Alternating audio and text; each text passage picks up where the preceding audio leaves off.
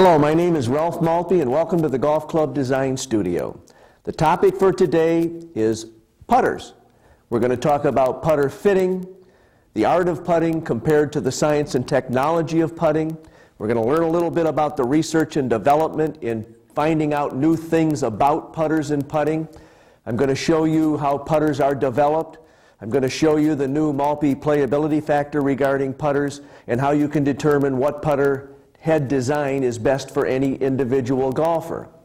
So, as I said, it's a very interesting discussion. The idea is to leave you with a basic understanding, and actually a very advanced understanding in the end, of both putter head design and putter head fitting, and then also how to use the new putter fitting system. The new putter fitting system is a very interesting way to go about fitting an individual for a putter. And I say interesting from the standpoint that we tend to get very technical and get all these new gadgets and things out and these new charts and things to look at on how to fit a putter to somebody.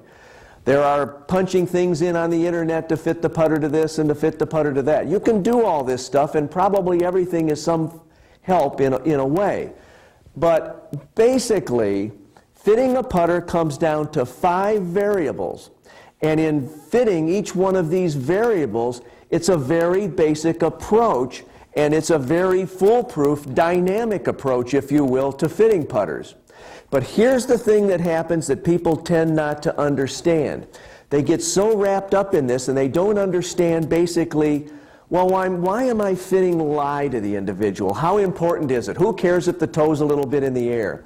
Why am I worried about the weight of the putter head? You know, who cares if it's a little light or it's a little heavy? I've always heard that I want light putter heads for fast greens, heavy putter heads for slow greens, or vice versa. It doesn't matter. There's always a rule of thumb on every way and every opposite way because everybody has their opinion. But in fitting putters, the way we're going to discuss it and show you how to do it today, after you learn a lot about putters, you're going to find out what each variable does and why it's important to fit each variable.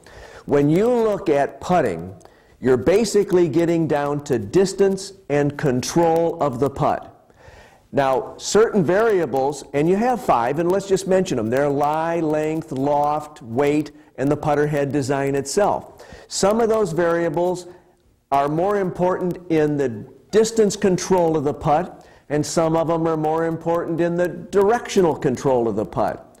Some of them affect both distance and directional control, but the weight is a little different on maybe it's more important for directional control or distance control. That's what we're going to discuss here today. So let's get started. We're going to get into some research and development. We're going to get into how important the ball is in putting. You're going to see robotic putting techniques. We're going to actually fit an individual at the end. You'll see how every different facet of the golf club putter club fitting center works so that we can go out and accurately fit someone and know in our hearts and find out later through checking up on individuals that we have made that individual putt better. Think about one last thing here for a second. Putting, is it art or is it science? There have been many articles written about this. Well, here's basically the truth to that. Putting is a tremendous amount of art. The more you practice, the more lessons you take, the more years you play at this game, the more serious you are about it, your better attitude toward putting. All of these things fit into the art of putting. The feel, when you feel the putter and you can control distance through this innate art, if you will, about the feel of putting, the art of putting. So where really does science and technology come into this? Science and technology come in on the 5 variables I listed a minute ago. And that says that, look, if you have developed this fine art of putting, then you surely don't want to leave out all those other things that are the mechanical, technical, and scientific aspects that can truly help you putt better. When I have a touring professional in here or I sit down with a candidate for fitting on putting, what I'm basically telling them is that I need to get every variable out of your equipment that does not help you. I want all the bad things out of your equipment. I want the lie set correctly. I want you having the right weight. So hence, get all of the things that can possibly make something go wrong in a putt out of the equation and bring in the fact that the person has the art that he's achieved at that point and can still achieve more, but we're going to go through the fitting process and the 5 variables and make those 5 variables the best we absolutely can for that individual golfer. And when we do that, that golfer is surely going to putt better.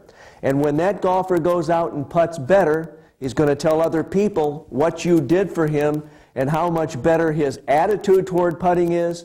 His art of putting has improved because you have taken science and technology and giving him all the perfect mechanical aspects, and again taking out all those little variables that can cause problems that the person doesn't know about. This is dynamic putter fitting. Again, it's not complicated, but you need to go through each of the variables, and most importantly, and that's what this session is all about, you need to understand what each of those variables does in the role of putting.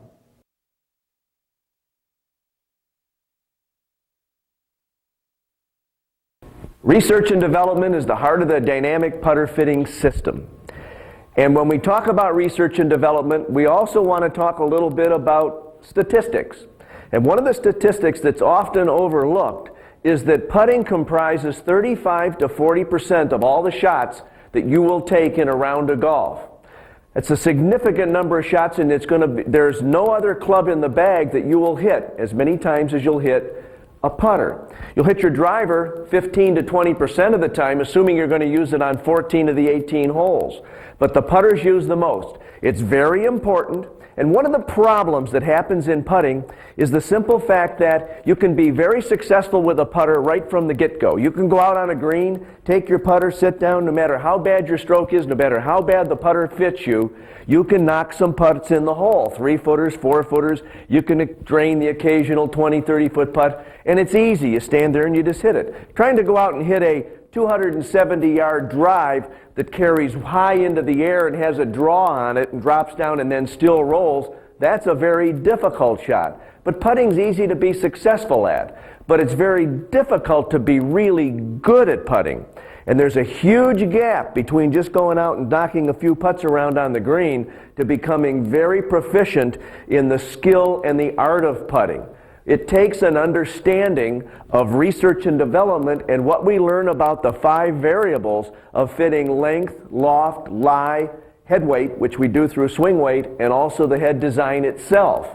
So what I want to do is show you a little bit of the research and development and some of the areas and why I've come up with some of the specifications and why dynamic putter fitting is so important. Right around me here are 4 cameras. 3 cameras which we use, which is a side view, a front view, and a top view camera. We have a robotic putter robotic putter machine that's now in here, but we can also take this machine out and I can put a touring professional in here, I can put an individual in here, and basically again I use this for doing research. The other camera here is very specialized. It's a high-speed camera. And this camera, there's a monitor right here, and you can look at the monitor, and this is the high speed. And then the camera for the high speed is down here. The camera and the monitor hook together as one unit, and the unique part about this high-speed camera is that it goes up to 2,000 frames per second and up to 1/40,000th of a second shutter speed.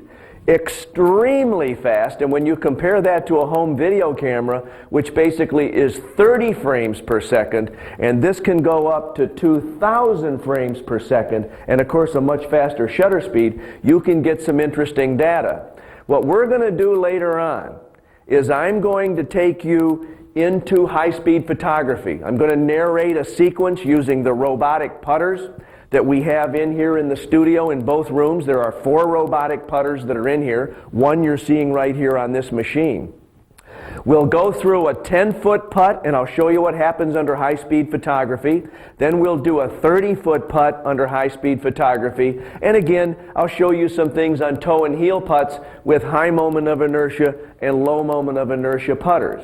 Which is a good point to bring this up. When we talk about the head design of a putter, we're basically talking about three different types of putters. We're looking at putters that are low moment of inertia. And when I say low moment of inertia, what that means to you is those are non-heel and toe weighted putters. Those are putters that have very small sweet spots, and you must contact the ball in a very small location on it to get good results. You don't want heel and toe putts because you'll get the off-center twisting because they have a very, very low moment of inertia. They don't resist twisting. So those types of putters are center-shafted blades, center-shafted flanged blades, end-shafted blades, end-shafted flanged blades, anything basically that's not heel and toe weighted. The second type of putter would be a higher MOI putter, moment of inertia, little larger, well, quite a bit larger sweet spot, and what we most all of us putt with today. And we'll call those the kind of ping answer type putters. Karsten Solheim invented heel and toe weighting way back, I think it was in the early 60s, if I'm not mistaken, and his putter, without a lot of marketing, and he came up basically with heel and toe weighting, higher moment of inertia putters. Those things were tremendously successful and built the company into what it is today. Well, was it dumb luck? No. He had an idea and he knew that the higher moment of inertia would allow average golfers to move the ball all over the face, still get better results, obviously a larger sweet spot, so the company was successful because the new technology worked. The third type of putters, which I really like, are the new, more modern type of putter designs, if you will, and they're the dissimilar metal putters. Now, those are putters that have either toe and heel weights of brass that are in aluminum mallets. They'll have tungsten heel and toe weights. They'll have lead toe and heel weights. Anything to get more weight into the toe and heel regions of the putter, thus increasing the moment of inertia, bigger sweet spots, way more forgiving. And again, when I use the robotic putter over here, I'm going to show you a special putter I made for the robot that's an extremely high moment of inertia, but I can convert it into a much lower moment of inertia putter, and we can hit toe and heel shots, and you'll get to see what happens during that. So those are kind of the three types of putters, and we'll talk about putter head design as a separate subject later on in this discussion. But to get a feeling now for the research and development, knowing that I can put putters into this machine that are either blades and hit toe and heel hits. I can do that under high-speed photography. I can put in the dissimilar metals putters with the real high moments of inertia and get data on toe and heel hits and how much energy is put into it. So research tells you a lot. Well, one of the things that research here tells us a great deal about is consistency of distance, which is determined through the loft of the putter. So we're going to discuss some of that today in a minute after I show you what the 4 cameras do in the research and development system. Right now up on the screen, you see what's on this screen over here, which is the small motion scope. I have it also up here on this monitor. And what you're seeing is we're just set up with certain frames per second and a shutter speed just to show you what it looks like. But on the full frame monitor, that's the setup you see down there on the bottom. There is a multiplexer hooked up here. And the multiplexer, now you see there are 4 squares on the screen. Here's the high speed, and then we have channel 2, channel 3, and channel 4. The high speed is channel 1. Well, with the multiplexer, I can put a golfer in here or the robot or do any kind of test that I dream up or want to do, and I can send all this data through this multiplexer back into my editing equipment, and I can capture everything, and then I can measure things like backspin, skid, and roll, and loft, the loft of the ball as it's hit and all that. So what I'm going to do here, let's explain the 4 cameras to you. You've already seen the first camera, the high speed. Well, number 2 camera is going to be the top view camera. So let's just turn it on, and I flick it on, and here it's going to come up as channel 2. And channel 2 is the top view. And here's what happens in the top view. As you notice, you see a board here with a bunch of lines on it. And what that board tells me is as the putter's coming into impact, and this is particularly if a golfer's in here, the putting robot is always perfect unless I make it unperfect. Well, these lines tell me the path and the face angle of the putter when I'm analyzing it. And remember, on path and face angle, very important thing to understand here is Path is about 85% of the determining factor in the direction a putt will go. The path is about 15%. So face angle is 85% of the determining direction and path is only 15%. So it's very important that you get the face angle correct at impact. This channel number 2 camera also tells me where I'm going to impact the ball. And it tells me if I'm going to impact the ball toward the toe, toward the heel, or wherever I hit it. The robot impacts the ball where I tell it to impact the ball. So we have path, face, angle, and where the ball is impacted. And now we'll go to the side view camera here, and end view actually. It's the end view, side view, whatever you want to call that. And I'm going to turn it on. And it's going to be channel 3. And we come up to channel 3 and you see there's the end view shot. And the ball is sitting there with its grid on it, so I can tell about backspin, rotation, and lift and all that. But you see a white board behind it. Watch a blackboard actually with white lines. And the white lines tell me if the club is coming through with the loft that's designed on the head. Now, regardless of what the loft is on the head of a putter, when we come into impact, we can either putt it with the loft that's designed into the putter, we can de-loft it, or we can increase the loft. And that works like this. I can either come into impact and putt with the shaft dead vertical at impact, therefore I'm getting whatever dynamic loft is built into this putter head, that's what I'm getting. But if I do this, if I'm a forward presser and I come in and hit the ball, now I have de-lofted the putter. If I'm a person that has his hands back and I putt like this, I have now increased the loft of the putter. Well, in a while, you're going to see there's a certain loft we want to achieve when we strike the ball for distance consistency and to eliminate bouncing. So in order to achieve this, we need to know where the golfer is at impact. So this board behind here, the blackboard with the white lines on it, which are vertical, tells me visually or through a camera or visually, either way, if the putter's coming in de-lofted, increased loft, or if it's the normal lofted impact that's built into it. Very important in fitting. But then in research, I'll show you what loft we're really looking for. Now, let me step out of view for a minute, and I'll keep talking, and I'm going to turn on the front view camera. And the front view camera comes up and shows us the putter and the ball again, and it also shows us another blackboard with white lines. In this instance, the white lines are at 70 degrees of lie. Now, the putter I happen to have in the machine right here, right now, is a 4-degree lofted putter, but it's a 71-degree lie angle. So when you look closely here, you can see that the shaft is being held 1 degree more upright to the 70-degree white lines that are on the board. Therefore, without even measuring it, just visually looking, I know basically that that putter's being held, and I put it in the robot at 71 because it's a 71-degree lie putter, therefore keeping the plane of the face and everything perfectly flat, that I have a 71-degree lie putter. So the 70-degree board gives you this visual that you can look at and tell, and you'll see it later in the dynamic putter fitting system. We use that board where you can fit someone and just do it visually, and you don't have to have a magnetic protractor on the shaft. You don't have to have any elaborate device. You can visually tell exactly what the loft will be through a given length for that particular golfer.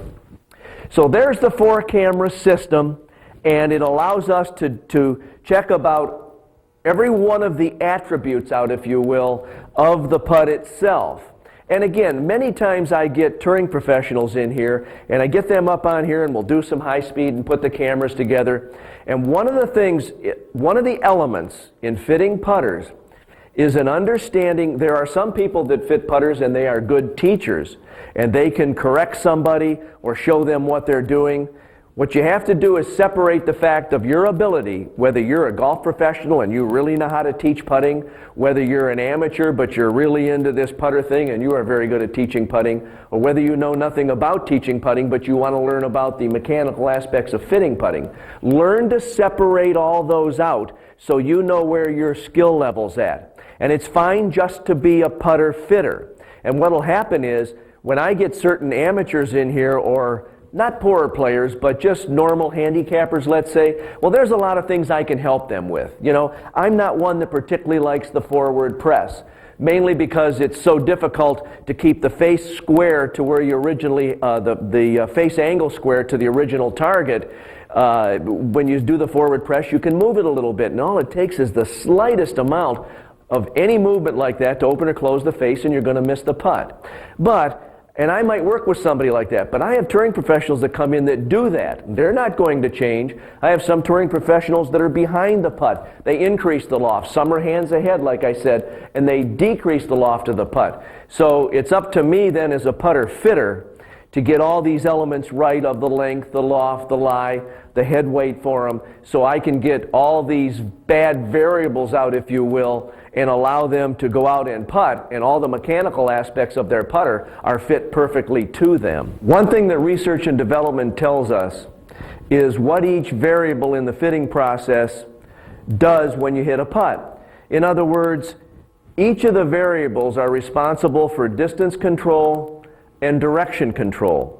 And when we look at, for instance, the length of a club, well, that's responsible for both, getting the golfer into the proper posture position and feeling comfortable and getting everything set up right. When we look at loft, and we look at the lie angle, and we look at the weight of the putter head, which are three of the other variables, then they each have a certain responsibility for distance control and directional control. Basically, loft is very critical in getting consistent directional control. The lie angle is very critical in getting the proper directional control.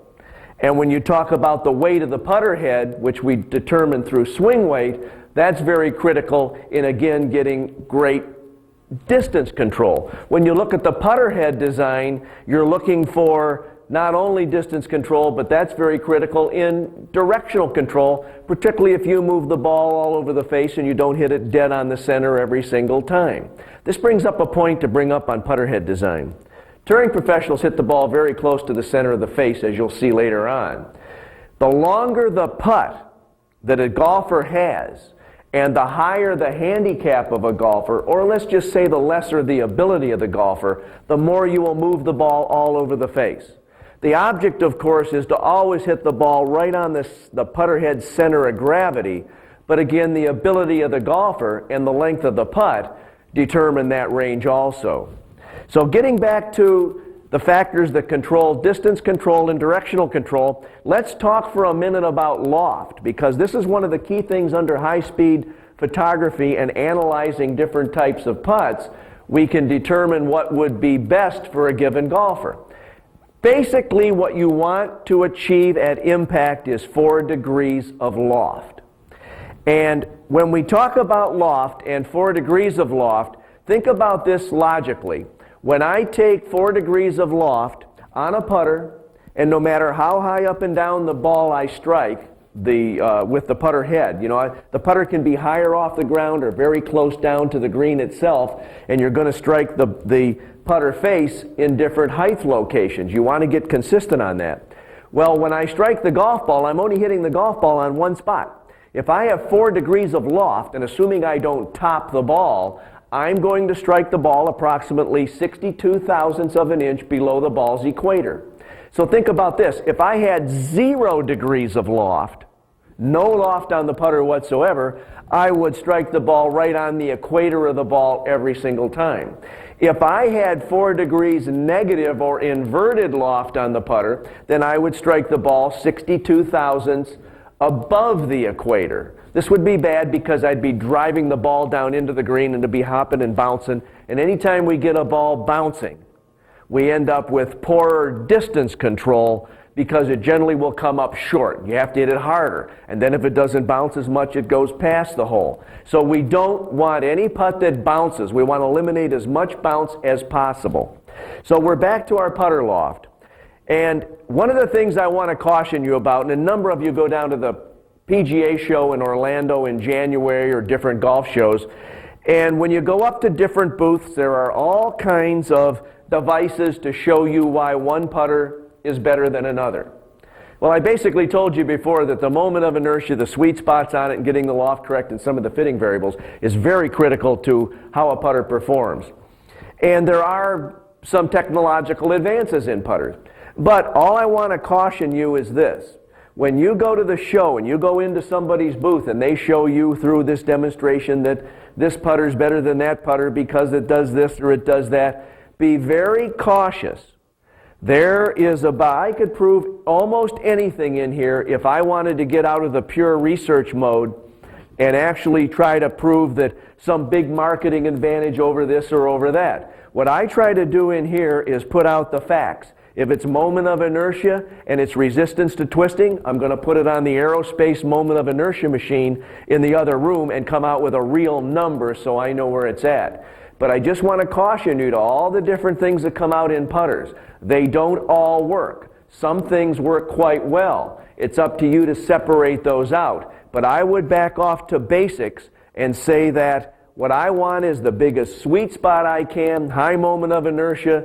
I mean, some of the putters actually look ugly when you get them long enough and you do some of the things to them to get them to putt well. But it seems like right now the trend is, even out on tour, that some of the strange-looking putters are doing quite well. And some of these strange-looking putters have very high moment of inertias, hence big sweet spots. Again, the touring professionals don't need that. They can actually putt with clubs that have much smaller sweet spots simply because they hit the ball in such a small impact area regardless of the length of the putt. So back to our loft thing here. Here's what happens when I strike a putt. The ball is sitting down a little bit in a depression on the green. Just the weight of the ball has done that. When I strike the ball, what I want to do is lift the ball out of the depression that it's sitting in the green, and I want it to get up on the grass and skid along the grass, make frictional contact with the grass, start to tumble over, and eventually go into pure roll. So let's talk about this skid and pure roll. Basically, fact number one is that a ball will tend to skid some 14 to 20% of the length of a putt. A ball will be in pure roll some 84 to 80% of the putt. Pure roll means that the ball is sort of one with the green. There's no slipping or skidding. It's rolling over in pure roll. When you look under high-speed photography, you will see the ball, and you'll see this later, it starts to tumble over, but sometimes it's still skidding. And I can measure that here on the equipment that I have. I know when it goes into pure roll, and you will also see how that's determined later on. So what I'm trying to do is, and the reason we're talking about 4 degrees of loft, it turns out that 4 degrees of loft is about the most consistent loft for virtually all lengths of putts to get a ball out of the depression and get it into a consistent skid distance and a consistent roll distance. Notice I didn't say minimum skid. We can minimize skid a little more by doing some other things, but we're going to change the reaction of the putt when we go to different length putts from where we minimize the skid. So in other words, I may minimize the skid on a 10-foot putt, but when I get up to 30, it's all over the place and I can't get good distance control. So the name of the game here in this discussion with 4 degrees of loft and getting this ball to be consistent in skid and consistent in roll is for you and I to get consistent distance control. And the two things, the loft of the putter head and also the weight of the head, are the two critical factors in getting good distance control. So this is what we're looking for, is excellent distance control, and I can't say it enough. So when we look at this ball, here's some interesting facts that virtually no one knows. When I strike this putt and I lift it up out of its depression, and the ball starts into its skid, goes into a little backspin, goes into its skid. As it's in the skidding phase, the ball is in frictional contact with the grass. And while it's in frictional contact with the grass, it's slowing down at a faster rate than it is when it's in pure roll. So it is true that we want to get it out of skid as fast as possible, because we can control the distance a lot better when it's in pure roll than we can in skid. But if we can keep our skid consistent through every length of putt, then we can keep our distance control consistent. So that's a very interesting fact about that it does slow down at a slower rate when it's in the frictional contact. Here's another thing, and I didn't allude to it, earlier I told you we're trying to eliminate bouncing. Bouncing is not good. Well, here's a little known fact also. Every putt you hit has a bounce in it. Now what we're trying to do is minimize this, and we're trying to get it to basically where there's one bounce, if you will, and not multiple hoppings. Whenever you see the ball hop, when you visually see bouncing, you've already got a real problem. You're going to have a distance control problem when you see a ball bouncing. The bounces you don't see, you're trying to minimize, and you won't see most of them. So remember I told you that we're trying to use 4 degrees of loft to lift the ball up slightly, get it on the grass so that it's not being drilled through the grass where it's going to slow down even faster and it's going to tend to want to bounce more. So we're getting it up on the grass in frictional contact. Well, it's also going to settle a little. So raising the ball, letting it go along the grass, getting in frictional contact, and settling a little is sort of a bounce, one bounce in there. Now what we want to do when we hit a harder, longer putt through the same given loft, as again you'll see in high-speed photography when we get to that part, the ball's lifted higher and it comes down, settles, raises once more slightly and settles. There's a slight kind of a double bounce or maybe even a third one in there. But you don't need to be concerned about that. You're generally not going to see it. What you're worried about are the things that you see and it bounces. So all we're trying to do is not get too confused here with all the little things that happen, but all we want to do is get in our minds that we're trying to find the best loft for a given golfer at impact to get him as consistent as we can get him through all the different lengths of putts and all the different hardnesses of putts he hits it to get him the best distance control.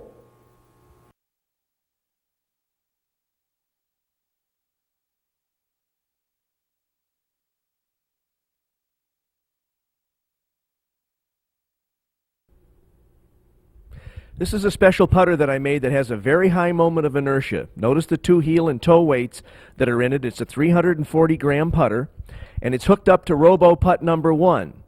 And this is the same putter with the 2 heel and toe weights taken out and the exact same weight of equal to the 2 weights put in the center for a low moment of inertia putter.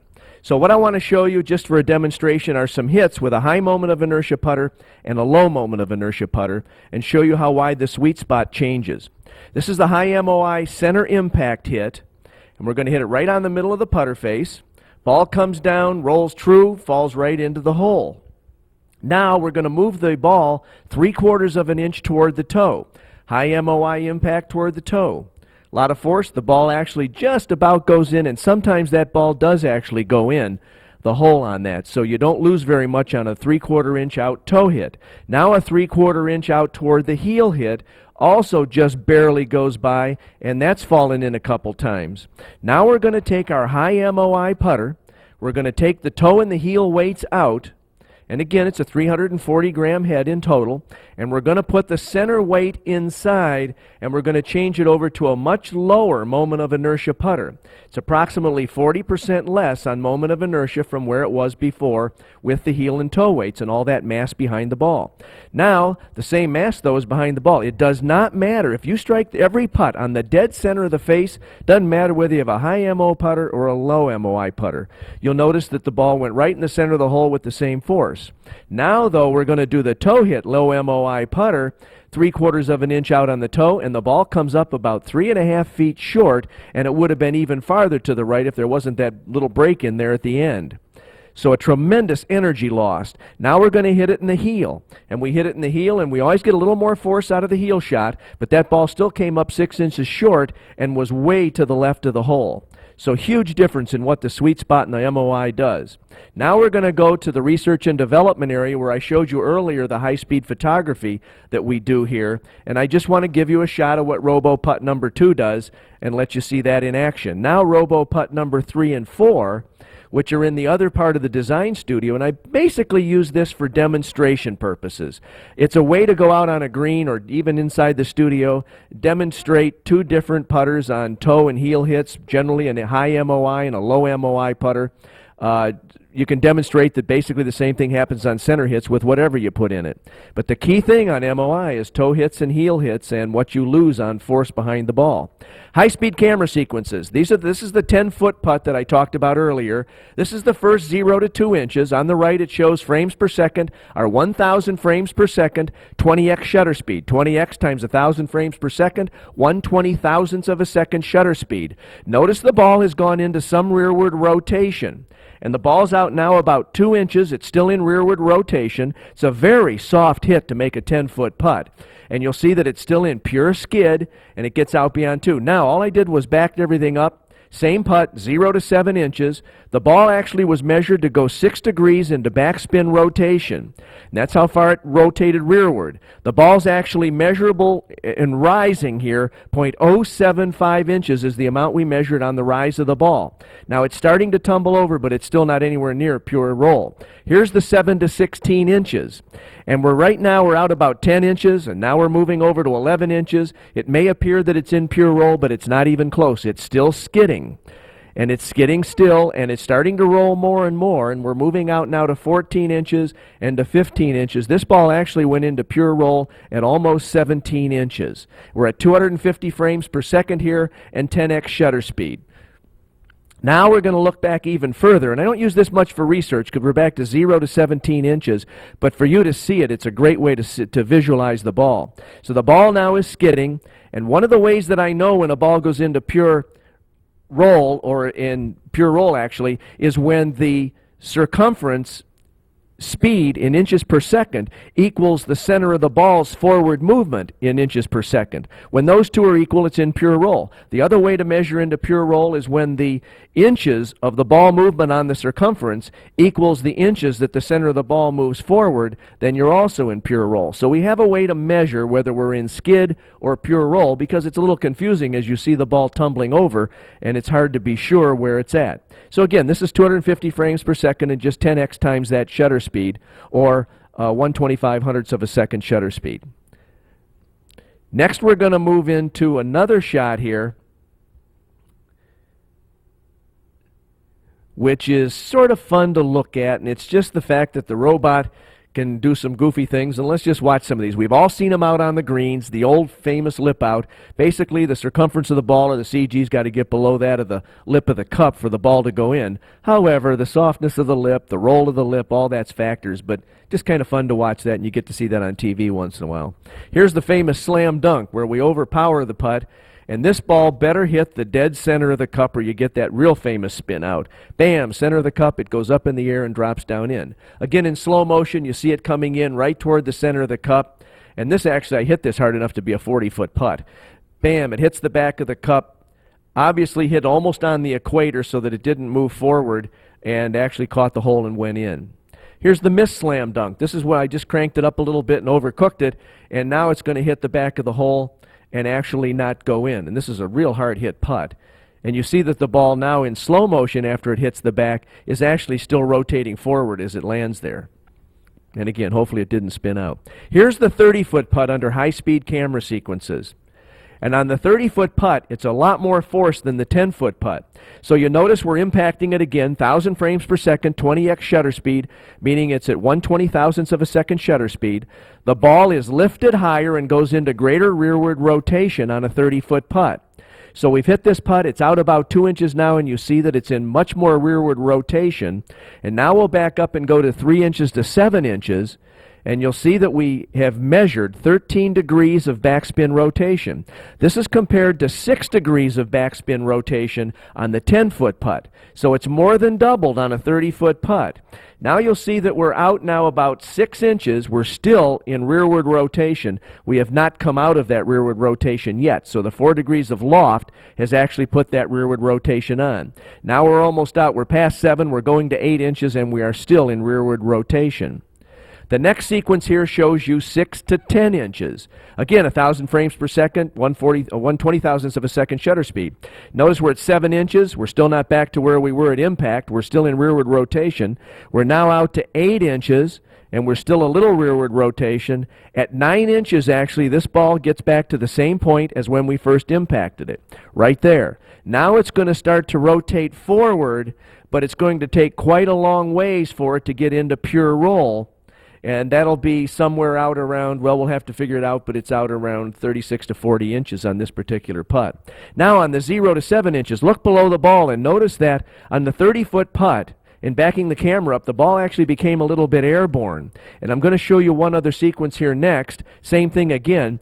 0 to 7 inches, the ball actually rises 150 thousandths, where it only rose 0.075 thousandths on the 10-foot putt. So it rose a lot more, and it had a lot more backspin on it.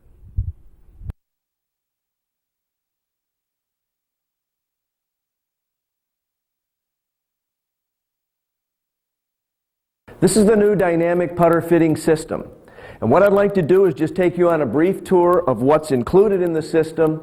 We'll talk later about how everything works, but this will tell you what comes with it and basically what it's for. The sign at the top is numbered 1, 2, 3, 4, 5. And when you look on the system, with everything that's on it in words, they'll have a number associated with the words. Well, this number will match up to whatever it is. So in other words, let's take length, 1. Well, we get down here, measuring putter length, there's a 1 down here. Fitting putter length, 31 to 36 inches, there's a 1 on it. We go to proper loft, there's a 3. And here's a putter head loft gauge, and it has a number 3 under it. So everything keys in, and if any individual would forget something or forget the sequence to go through, it's all numbered, and it's kind of simple to do and follow it.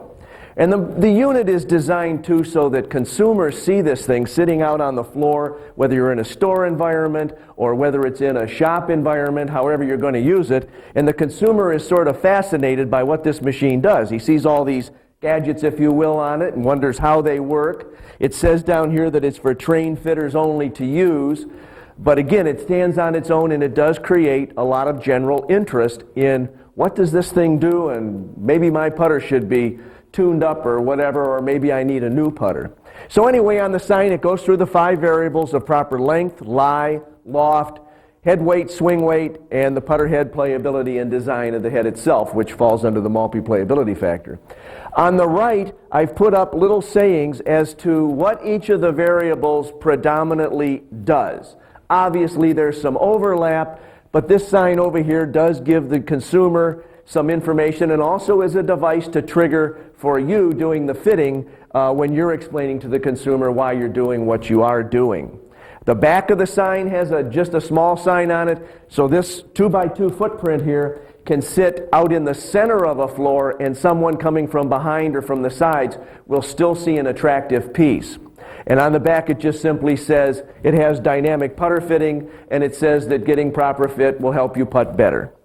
As you move down through the device, we end up with brochures over here, and these brochures are 8.5 by 11 3-folds. They go through the 5 variables. It's a very simple brochure, but it's very powerful in that it tells the consumer why he needs to be concerned about those 5 things on his putter. And it basically tells him that, look, what we can do here is take all those variables out of your putting that are not good, that you don't know about. And again, that's what the brochure explains. Over here is a dynamic putter fitting video. And in this video, it's approximately 18-20 minutes long, and there's 3 extra ones down here in this tray. It comes with 4 of these 20-minute videos. The video you're watching right now is the hour-and-a-half video, which is strictly for you to watch to be trained on what you're doing and why we have this system and how we can make someone putt better. But these videos are for the consumer to either borrow if you would like to do it that way and they can bring it back, or you can play one of the videos in the store or in the environment you use this in, or in the pro shop, wherever you're at. But the video, again, does basically the same thing that the brochure does, but it shows a little bit more, and obviously when someone can see something, you can probably make it more convincing and get them more convinced that they need to go through this. If you would like to only hand out brochures, you can take the video out of here and put brochures in both sides. If you only want the dynamic putter fitting video in the unit, then you can put 2 putter fitting units up here and take the brochure out. Again, it depends on the situation and where you're going to put the fitting system and what you want people to be touching or taking, or how you want to control it. So as we move down, there's a putter head loft gauge down here, again Mark 3, matches up here. There's a roll of lead tape, Mark 4, that's the proper swing weight. The roll of lead tape will mostly be used when someone comes in for a putter tune-up day. It can be used on a new putter, but for the most part you're not buying a new putter and you want lead tape all over it. And I'll show you some neat ways later on how to lead tape a putter to where a person really can't see it. So that's what comes with the machine. Then as we move down here into the main body, this is the loft and lie, putter loft and lie measuring unit and bending unit. And in here we can fit any putter. We can put any putter into it is what I meant to say.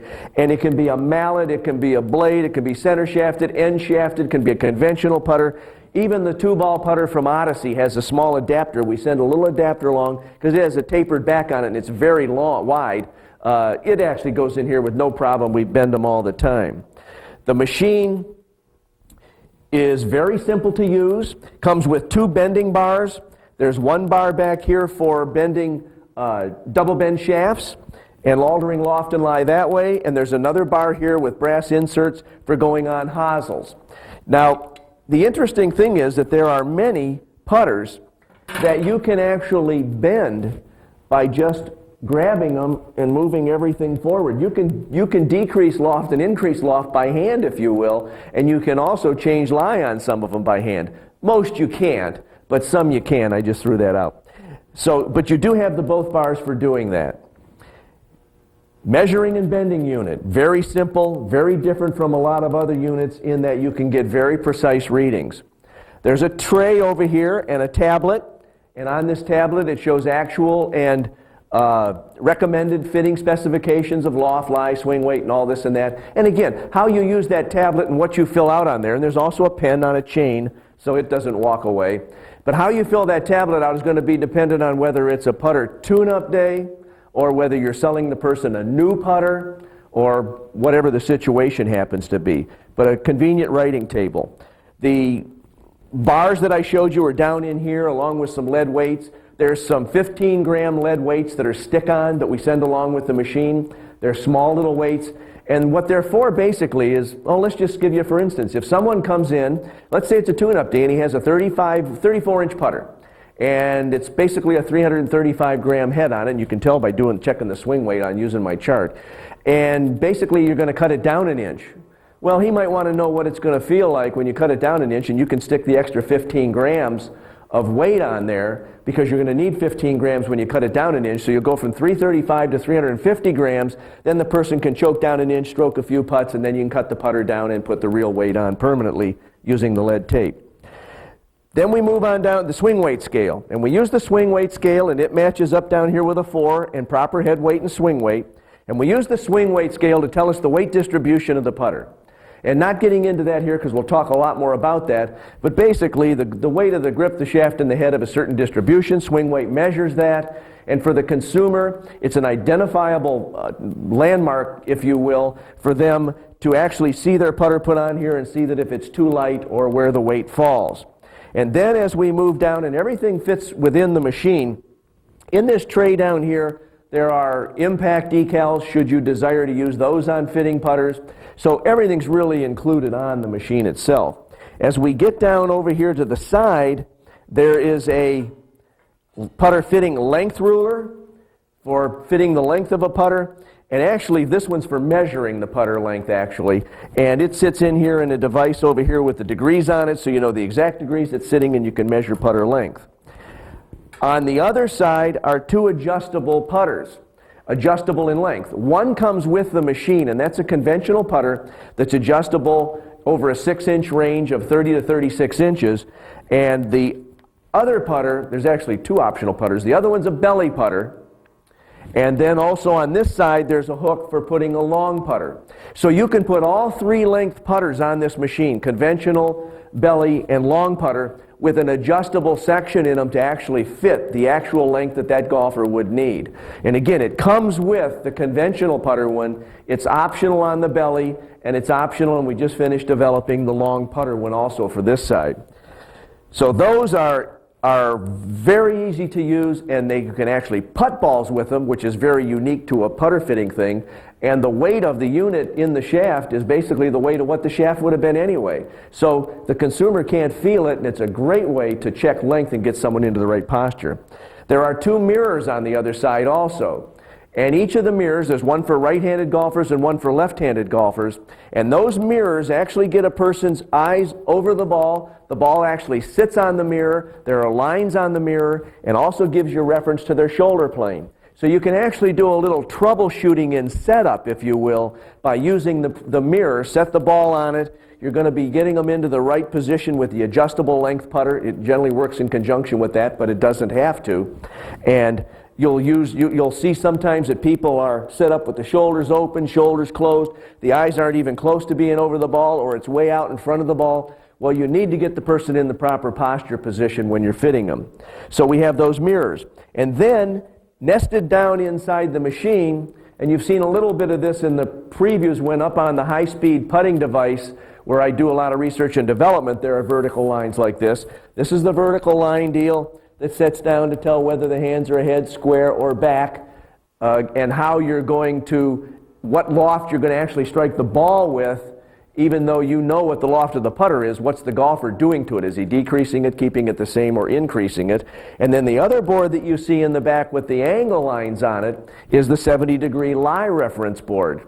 And again, we get into using all these and seeing how they work, but this is a tour going through the machine to see that it is complete and has everything on it, and again is a very interesting machine from the consumer standpoint, because they come over and they look at it and they wonder what's going on, and it gives you the ideal opportunity to explain to them why this is sitting here and how sophisticated it is and what it can do.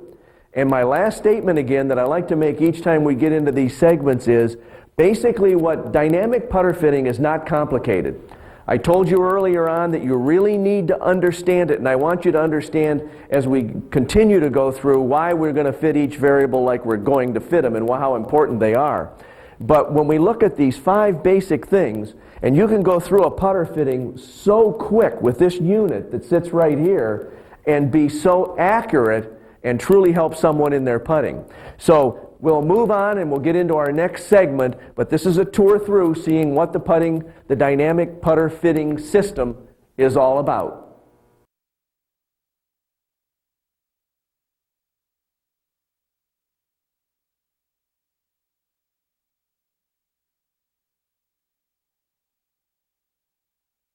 In this segment, we're going to discuss the 5 fitting variables. We're going to talk about length, lie, loft, swing weight, and putter head design in that order. We'll start off and talk about fitting length. Fitting length is very important because it sets everything else up in the proper putting variables. In other words, proper length on a putter gets the person into the right posture position. It gets them into a position where their eyes are over the ball or slightly behind that of the ball. It gets them into positioning the ball in the right location.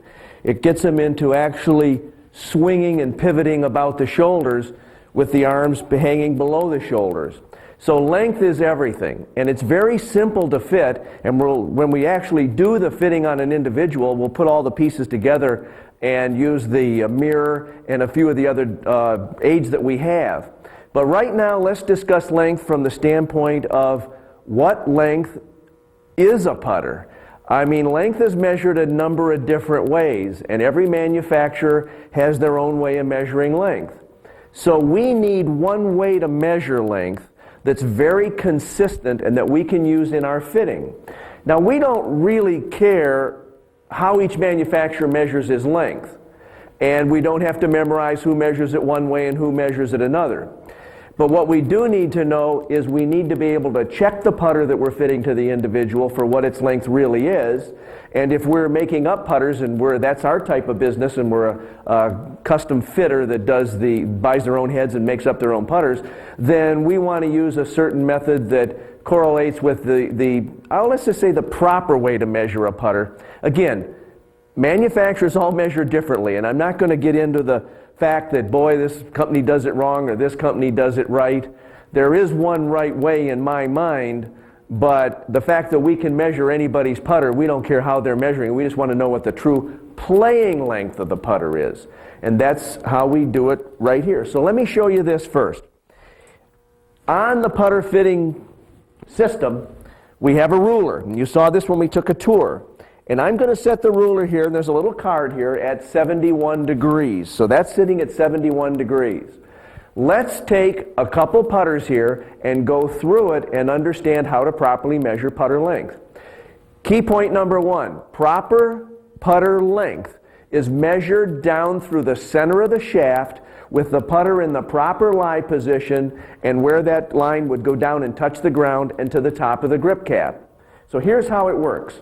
I'm going to start off here. We've got all kinds of manufacturers' putters, and again, doesn't matter how they measure, we're just going to measure them, and I'm going to show you how I'm going to show you the fact that they are measured differently in different plants. So I'm going to take this putter and lay it right in here. And when I put it in the gauge, notice this ruler has a cutout at the bottom, and that cutout allows the putter head to go in and the shaft to lay on the ruler, so therefore we're measuring very close to the center line of the shaft on the putter. So when I look at the top, and the putter head has to be in the proper lie position, and this appears to be a perfect 71-degree lie putter. This one's made by Slot Line, and it measures 35 3/4 inches. Now, who would make a putter 35 3/4 inches? Remember, what we're measuring is the playing length. That's the true length that you feel as a golfer. The playing length measured down through the center line of the shaft. Every van out on tour measures down through the center line of the shaft when they're reshafting and setting up tour players' putters to whatever length they're going to make it. So we know that this wasn't built to 35 3/4, so we can take the putter, and a lot of companies lay a ruler behind the putter and then lay the putter against the ruler in the proper lie position, and that's how they measure length. So if I move this outside of the slot on this machine, and I lay this is a marked 35-inch putter, by the way, it came off of a showroom floor, and I set it outside where the ruler would be behind the putter and not going up the center line of the shaft, and I read it, and it's a perfect 35 inches. So that means that that particular company measures not the true playing length, they measure a convenient manufacturing length, which is all right. We just see how easy it is for us to know that. And let's just go down the line. Now I'm going to take a zebra putter. This is an older one, and I lay it in there, and it measures 35 1/2. Now that could be built to 35 1/2, but this is marked 36 inches. So I know it's not that, so when I take it and move it out here, marked 35 inches. When I take it and move it out here, it measures an exact 35. I've taken now the ruler and put it behind the putter where it's not going up the center line of the shaft. I move it back in on the center line of the shaft, 35 3/4. I take it to the outside, 35. So this putter here is actually 3/4 of an inch longer than how they measured it at the factory. So you can see that that can be a problem if you just grab a putter off the shelf. And continuing down the line, we'll take a Seymour. And we put the Seymour in the line right here, and it comes out to 34 3/4. I measure it on the rear right here, and it's exactly a 34-inch putter. This is marked a 34-inch putter. So that's what the factory sent it out. But the true playing length is 34 3/4. Again, 3/4 inches different than what the manufacturer built it at. No problem with Seymour. It's up to us to be able to determine what the playing length is. They just happen to pick the way they manufacture to measure, again, with the ruler behind the heel of the putter and coming up to the top of the grip cap versus measuring up through the center line of the shaft. And continuing on here, and we've got a Seagroove. Yes Putter Company, and we put that in exactly 34, measuring the real playing length. So we know that this company actually measures down through the center line of the shaft. We don't have to go any farther, and that's a marked 34-inch putter, by the way. All of these I know what they were from the manufacturers because they're brand new. And here's an Odyssey, marked 35 inches. So we stick Odyssey in to measure the true playing length, and it measures 35 inches. So we know that the Odyssey Putter Company measures down through the center line of the shaft, so they put the true playing length on the putter itself. And then our next one is we put in a teardrop, and this is about a 4-year-old teardrop, measures 35 inches right on the button. It's a 35-inch putter measured down through the center of the shaft, so its true playing length is actually 35 inches. And then we'll do a Maltby one, and you all know how we would measure. Obviously, you can figure that out in our plant. We measure true playing length, so I put that in. That happens to be a 34-inch putter marked, and it's exactly 34 on the Maltby putter. So GolfWorks uses, obviously, true playing length. And my last one here is a Mizuno, and this Mizuno right here is a 35-inch putter marked, and it measures 35 when I check it down through the center line of the shaft. So Mizuno marks theirs to the true playing length. So you see that there are certain companies that don't do true playing length, but they mark it a different way that they measure. But what we're interested in right here is true playing length, so we know what that golfer's going out the door with, and we can actually fit to some standard. That's going to be our fitting standard, is using true playing length. So again, the ruler needs to be in the proper lie position. The putter needs to also be in that lie position to match up with the ruler. Then you can read the playing length, whatever it is. So you can forget the number that's stamped on it unless the company builds it that way. Now, what will happen, some of you say, well, I'm not buying this system. How can I measure true playing length? Well, you can buy this ruler alone, and you can take it out and set it and slide a putter into it like I'm doing right here and measure. The problem with that is you need to hold this at about the right lie. So a neat little trick would be also to get a magnetic protractor, stick it on there, set the putter in there, and hold this at 70 degrees or 71, whatever the putter is. Here's what I like to do, and this is a little accessory we built. And I'll put this back on here. This little accessory is a stand. And this stand just clips to the normal ruler that you would purchase. And if you're not going to use this system, you can do this. This is very easy to use. It measures the true playing length. So I can just simply take the club and put it in there. I have this preset at 71 degrees lie because I took the protractor and I had put it on it earlier and set the stand up to 71 degrees. That's exactly where it's at, 71. And you can leave this sitting out on the floor in the shop. You can fold it back up. You can put a mark on it where you want to open it up to, but the protractor works fine. So again, now we can measure up through the center line of the shaft. And if you want to check and see how the manufacturer did it, use the same ruler and you just go again, take one of the prongs on the bottom and put it out on the end of the putter and hold it there, and you'll see how they measured it and got a different length than what you're getting. And it'll always tell you what length the putter was built at or what its real true playing length is if you want to be a sleuth, so to speak, and actually try to figure out what they did when they made it. Again, nothing wrong with the manufacturer. It's simply a way that they each individually make their putters to length. So what we're going to do here, now that we've understood the importance of true playing length and using one standard, now we need to understand a little bit more about fitting length. And I mentioned earlier that the posture is very important. So I'm going to go around on the side here and just show you a couple things on length. And we're not going to actually fit it right now, but I want to show you some of the differences in the different length putters and what it does in the setup.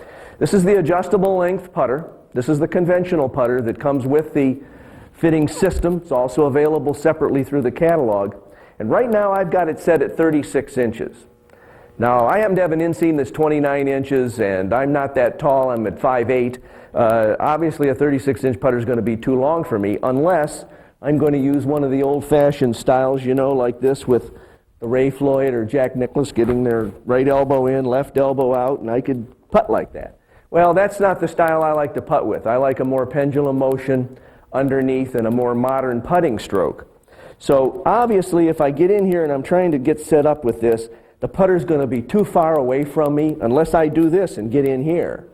And remember, we're always going to fit length first. We never fit lie first. We never fit weight first because we don't know what the length's going to be. So we always want to get into length first. Once we get that out of the way, we can fit the other variables quite easily. So this isn't going to work too well. So now let me go down. I know what my length is, but I'm going to go down a little bit, and I'm going to put it at 34. So I've shortened it 2 inches. And now I'm getting in here, and okay, I get my hands down a little bit more, but still for me, in my stroke with my hands down, the putter's too far away from me, the toe's too far into the air, I can't get my eyes over that of the ball, they're back behind it quite a ways simply because the putter's too long. And my arms aren't hanging right, and I don't feel comfortable still. So you're going to be working with people, and again, some of you have a higher degree of teaching skills and have been your golf professionals, you've been out teaching people putting. The greater the skills you have in teaching and really understanding putting helps you in fitting. It's not absolutely necessary to get the person into the right position, but it is necessary if you're going to try to change them for some reason. So now we're going to move down, and I'm going to set it right here at, let's go to 33. And this is really fast to do. So I get down, oh, it's starting to look better now. Getting my hands down, I'm getting it to where I can do some of this, but I still have to choke down a little bit. So I'm going to go down to 32.5. Well, let's go to 32. I actually putt with a 32.5-inch putter. That's where I've determined that I putt the best at and feel the most comfortable at. But I'm going to go to 32.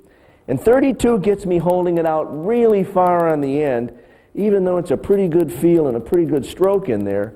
So now I just back up to 32.5, lock it down. You don't have to lock this either, by the way. You can leave it with just tension, where you can push it in and out and actually stroke and hit balls. So you can get a person on your putting green or in the shop or outside or whatever actually stroking some balls with it. So there. Let me turn a little sideways here. So now I've got it where I get my hands down below my shoulders. I got the pivot going on my shoulder. I get my weight a little on the left side. I want to get set up right. I'm going to choke down just about a ½ inch, and there. And I've got my arms hanging right there, and boy, that feels really good. And it feels like I can just pick the putter slightly, take it back, stroke it through. Everything's in a fluid motion. But at 35 or 36 or 34, it's just too long for me. And you're going to find that when you fit putting length, the majority of golfers, and that's why a lot of companies aren't offering 35 inches anymore in standard. They've gone to 34 inches as a standard, because with the new putting styles and the fact that we've increased head weights, that you can actually get into a much better pendulum stroke and putt much better using the modern method, and putters are going down shorter. You see out on tour every week on Sundays and Saturdays when you watch the tour events that there are a number of players putting with extremely short putters. Phil Mickelson has a very short putter, and there's a number of other ones that putt. I think he's at 31.5 if I'm not mistaken, and he's a fairly big guy. There are a number of guys out there at 32.5 and a lot of 33s. And as I said, I think I said earlier in this video, we make a lot of putters for the tour players, CNCing them out of blocks of steel, and a lot of those are heavier head weights, and they're going on much shorter shafts, and most of them will assemble up and send out a lot at 33 inches. So if the touring professional men are playing down in the 33, 33.5 range, then you really need to look at fitting length properly, because most people will probably benefit from a shorter length putter.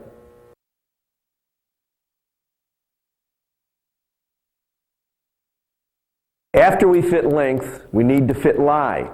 And we need to understand why lie is important. So in discussing lie, let's look back at our 5 variables. Because the importance of lie is basically in directional control. So we look up here at proper length, and we know that's distance and directional control. So we need the proper length, we need to get in the right playing position. We get to proper lie, and these 3 words over here are maximum directional control. Lie is not a factor basically in distance control. It's almost a 100% factor in directional control. Then we get down into loft, and we've already done our research and development, and you know that loft is very key in controlling distance the putt is hit and trying to be consistent there. And it has somewhat of an effect on directional control, but mostly when you're talking loft, you're talking distance control. And when you get down to proper head and swing weight, you're talking basically distance control. Now, true, they all have a little bit of effect there in directional control, but mostly distance control. You get down to proper putter head playability and design, and you get a lot into direction control and distance control. So let's go back up to lie. Lie is our #1 directional control item, if you will, that's going to tell us if we're going to be staying on line with the putt, or we're going to be consistently left, or we're going to be consistently right hitting our putts. And what we don't want to do as a golfer is need to adjust ourselves and always aim a little more right because for some reason we're pulling the ball a little more left. So what happens is this, and let's take an example and then I'll give you a demonstration. The example will be that we have a golfer that has a properly fit putter to him with the exception of lie angle. The toe is up in the air 4 degrees. So that would be a situation like this. So instead of sitting like this at impact, the toe would be up 4 degrees. When the toe is up 4 degrees, that means that this golfer needs a lie angle that is 4 degrees flatter than the way he's holding it through this given length. But when the toe is up 4 degrees and he impacts the ball and he's hitting strictly an 11-foot putt, let's say, he's going to, and this is by easy calculation, he's going to pull the ball some 5/8 of an inch left. Now on an 11-foot putt, we know the width of the hole, that's going to fall in, but he's pulled it 5/8 of an inch. We get to a 22-foot putt and the ball is struck with the toe up 4 degrees, and we're going to pull the ball 1 3/16 inches left. So now we're getting closer to the left edge of the hole with all other factors being equal. But we actually have a pull in there. Now if we had something going in our stroke or we misread the break, we're not actually using the center line of the hole. We've taken some of that hole away by this pull factor, if you will. So now let's talk about a 33-foot putt with the toe up 4 degrees. On a 33-foot putt, you're going to pull it 1 3/4 inches left. It's going to basically be in the lip out and missing area. So we know that that's not right, but you sit there and you watch this, and if you really don't understand compound angles on things, you wonder, how in the world can the toe being up cause the ball to go to the left? Or conversely, if the toe is down, causing the ball to be pushed a little bit to the right? Well, here's what happens. Anytime you have two angles, and we have an angle on lie here, and we have an angle of loft on this face. Well, anytime one of these angles, and let's say lie, is changed, you're actually tilting the face plane of the face because it has loft, and therefore you're putting in a misdirection control angle. As a matter of record, if you calculate it out, when the toe is up in the air 4 degrees, and the example we just gave, and you impact the ball, you're actually pulling the ball 1/4 degree to the left. If the toe was down and the heel was up 4 degrees, you'd be pushing the ball 1/4 degree to the right. These are the variables we talked about earlier that you don't want in your equipment. Hence, these scientific and technical aspects that we can take out in our proper fitting and get rid of these things, we want all these variables out. This is a variable that a lot of golfers have. You've seen many golfers with the toe up. And then everybody brings up Isaiah Aoki. Well, he putts with the toe dead up in the air. And that's something, there are always examples out on tour or with better players that do every little different thing. You know, Billy Mayfield's got this loopy stroke the way he putts, but he's a good putter. Well, we don't need to emulate those things. Plus, on the fact of Isaiah Aoki's putter, by the way, it basically is 0 degrees loft. So if you have 0 degrees loft, doesn't matter if the toe's down, regular, or up, you're still going to get good directional control. But when you get to 4 degrees of loft, now you have to be concerned about that. So I've got a little demonstration here, and let me grab this device, and hopefully you can see this real well. This right here is a putter, and I've got it mounted. I've made up a 4-degree lofted putter and mounted it on this little gadget right here. And what I'm going to do is turn this to the toe 4 degrees up. And look at the end of that rod. There's back to normal, 4 degrees up. Back to normal, 4 degrees up. Here's the heel up and the toe down.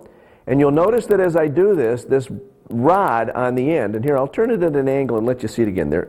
Back to perfect lie angle at impact. And now, toe up, heel up. Toe up, heel up. So if I took all of it, if I laid the club down on the ground and took the lie out of this, so I've turned the putter up, the shaft's coming straight out on the ground, the ball's going to be pulled 4 degrees left because we have 4 degrees aloft and 0 degrees lie angle. By laying the shaft down on the grass or the green, we've eliminated the lie angle, hence we've transferred everything into the loft angle by tilting the face plane. So we've tilted it 4 degrees, which is the amount of the loft. Very simple. Now we go back The lie angle's correct, there's the loft plane, and we end up striking the ball straight and square, and we don't raise the center of gravity on the putter when the lie's not correct. There, we tilt it up 4 degrees again, and it wants to go to the left. We put it back, and you can just watch that tip move. So this little demonstration shows you why, in the calculations, the ball will tend to go left or tend to go right if the lie is not correct. Very important on directional control to fit the person to the proper lie once we fit the proper length putter.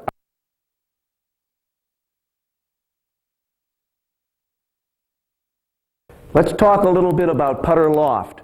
This will be number 3 up on the board. Now again, back in research and development, we talked a lot about loft, and I showed you that 4 degrees loft angle, 3.5 to 4.5, is about the ideal way to launch a ball for consistency in skid and roll, and then of course in getting consistency in the distance that we hit a putt. So we did a lot of that, and we're not going to exactly show you how to fit loft yet, but what I'd like to show you right now are some of the little bit of intricacies of loft, if you will, of putters that will make it a lot easier to understand the actual playing loft of a putter and allow you to check out manufacturers' lofts, whether the putter has some dig or some bounce in it, meaning that it's either going to flop open or flop closed when it's sitting down at impact. A little more understanding, if you will, of the loft of putters. So let's take an example here. And this is a neat little trick, and you've probably wondered now for a while why this putter loft gauge is on the fitting system. It's also available separately for sale, and it's a really interesting gadget in that it checks the loft of the putter head. So what I'm going to do is take this zebra putter, and what we want to do is find out what the loft of the head is, and then we want to find out what the assembled loft of the putter is with the shaft in it. And if those two are different, we may have a little bit of a problem, and it's very easy to troubleshoot, and I'll explain what can happen. So let's start off and actually do one so you can understand how this works. I'm going to take the zebra putter, and I'm going to go through, it's got lofts on here from 0 degrees up to 6 degrees on the gauge. So what we're going to do is I'm going through this, I happen to know what the loft of this putter is, I'm going through all this, and I find out that, boy, 6 degrees is what the measured loft of this is when I go across the sole and up the face. That's strictly across the sole and up the face, and that's the loft of 6 degrees. The next thing I want to do, and after I make a note of that, is I want to find out what the playing loft is. Because one of the things I get a little suspicious of are double bend shafts. They're great, and a lot of people like them, but a lot of them get installed wrong. They get installed because the company is more interested in a face-balanced putter than they are in getting the loft all matched up in the club and the putter to sit correctly. So we're going to take this, and we have our bending and measuring unit built into the fitting system, and this is also, again, available separately that you can get. So I'm going to slip this putter in here, and I'm going to snug it down a little bit on the front here, and go to the back, and we're going to spin it in and get the loft nice and tight against our bar so we know what the loft is. I'm going to slide this over and get it set up right here and get it so I can measure the lie angle, and I can go to the back and measure the loft angle. Well, we measured 6 degrees across the sole and up the face, but when I look at the loft on this right now, it's saying it's 4 degrees. So we know that this shaft is installed differently into this putter than what the loft of the putter is. Now remember, there are a few companies that will purposely build some bounce into a putter, and rarely do they build where the leading edge is lower than the trailing edge because it'll tend to scuff the grass. Some people put a little bounce in so it doesn't scuff the grass. All the putters I design are 100% basically the loft across the sole and up the face will equal the loft when the shaft is put in it. So let's take this back out again and do a little comparison. So I slip this out, and now when I look at this putter, I have 6 degrees of loft across the sole and up the face. I know we have 4 degrees for real loft when it's at the impact position if I'm putting with it vertically, not hands ahead, not hands behind. That's 4 degrees at impact. So what does that mean? That means that this club has 2 degrees of dig, or the leading edge of the putter face is lower than the trailing edge. What that really means to you is that when you set it down on a hard surface, the face will fall open a little bit. It'll fall open by how much? 2 degrees, the difference between the 6 degrees of loft built into the head and the 4 degrees measured loft because the shaft wasn't installed correctly, or if it was done by intention, it really isn't the best way to go. So when I look at this putter, let's just say, for instance, that this putter head measured 2 degrees of loft across the sole and up the face, and when we put it in our gauge, we measured 4 degrees playing loft. That would mean we have 2 degrees of bounce into the sole, so when we set that down on a hard surface, the face will tend to fall closed 2 degrees. So a lot of putters, when you set down, you know how you say, well, gee, you know, it doesn't sit right, or this one seems to sit open, this one tends to sit closed. That should be your first indication that the shaft is installed wrong or the hosel is bent. And let's remember, when you measure these clubs, and particularly when you do putter tune-up days and people are bringing in their putter, or putters came in shipment and the box got dinged or whatever happened, remember that from throwing a putter, from kicking the putter after the infamous missed putt, hosels get changed on putters. So you can troubleshoot and find all those, and then you can rebend them back and get the club back to the intended loft, or 4 degrees at impact, or however the golfer's holding it. We're going to have to fit that later. So understanding loft and being able to go into this measuring gauge to measure the playing loft, being able to take this loft gauge and measure the loft that's manufactured into the head, and subtracting the two, one way or the other, we're either going to have the face flopping open or falling closed, which means we're either going to have some leading edge is going to be lower than the trailing edge of the putter, or it'll have some bounce in it with the trailing edge lower than the leading edge. So those may or may not be things we want, but we need to recognize that they can exist, and the only way you're going to find them is having the gauge to do the head and then being able to go into some measuring device, and even a golf club gauge, which is marvelous for doing this. You don't need this unit right here. If you have a golf club gauge, then you go into the golf club gauge, measure the real loft off the shaft, compare it with the loft on this gauge. So there's a little bit of an insight into some of the finer aspects of putter loft. Probably a little more than you really wanted to know, but it's great for troubleshooting and finding out if the shaft is installed correctly or not. Let's do one last little example here, and I'll show you that it doesn't have to. Always double bend shafted putters are suspect to me, and I like to check them all because it's very difficult to get that shaft in right unless you glue it up in a golf club gauge or you've made a jig to glue it up in. Here's a pet putter, and this is one of the putters we sell. And so this really is a very precision milled putter. And I put this gauge on it right here, and I happen to know it's an exact, perfect 4 degrees.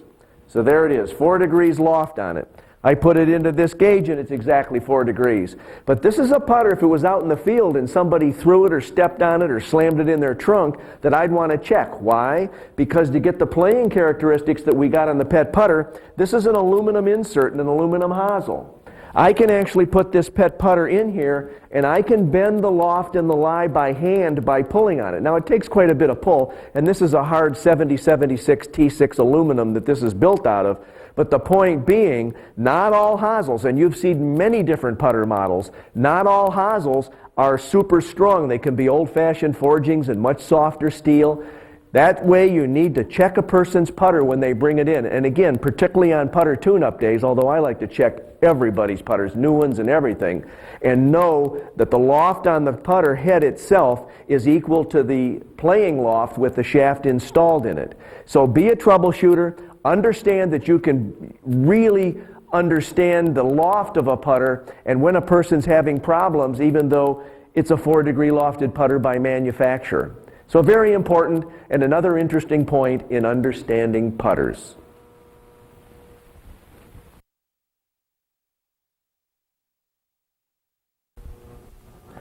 Let's discuss step number 4, proper head weight and swing weight.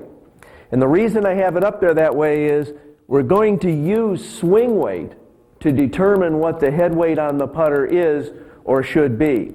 So we're not concerned with swing weight, but we're really concerned with the head weight.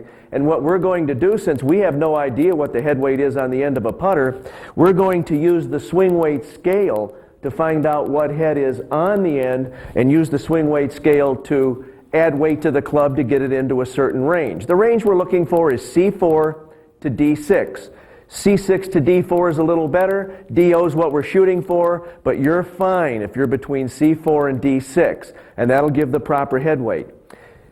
Before we get into too much of a discussion on the head weight of a conventional putter, one of the things that's sure to come up, if it hasn't already, is why on belly putters do we go to 375 gram heads and as high as 400 gram head weights? And then when we go up to long putters, we can have as high as a 500 gram head weight on it. But when we get down to conventional putters, we'll have a 315 gram, 325, 335, and we're talking here of running between 315 and 365 grams of head weight on conventional putters. Well, why is that? We're talking about as we go shorter, we need to add weight to a conventional putter to get a higher swing weight, hence, a heavier head weight.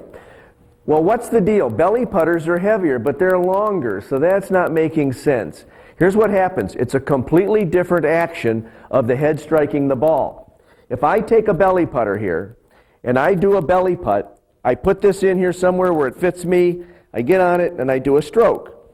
Well, notice when I stroke a belly putter that the putter is pivoting about a point at the end of the club. So this belly putter pivots right there.